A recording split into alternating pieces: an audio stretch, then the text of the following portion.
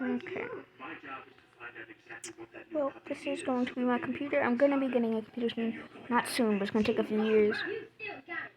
But I'm going to get it. I got to save my money 12 a week for this. So, yep. And this right here is the cheapest one I could do. $4 processor, $9 CPU cooler, $39 motherboard, $27 GPU, and it also has memory. I don't know how much though. No, 2 gigabytes of memory only, and only.